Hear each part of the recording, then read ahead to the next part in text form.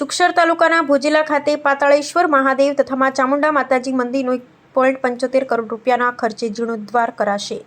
દાહોદ જિલ્લાના સુખસર તાલુકાના સુખસરથી માત્ર 2 કિલોમીટરના અંતરે ભોજેલા ગામ આવેલ છે। અહીંયા આવેલ પાતાળેશ્વર મહાદેવ મંદિર પૌરાણિક પ્રતિમાઓનો અખૂટ ભંડાર ધરાવતું શિવ મંદિર છે। આ સ્થળે પૌરાણિક વાવ પણ આવેલ છે। 1250 વર્ષ અતિ પુરાણું શ્રી પાતાળેશ્વર મહાદેવ તથા ચામુંડામાનું મંદિર આવેલ છે।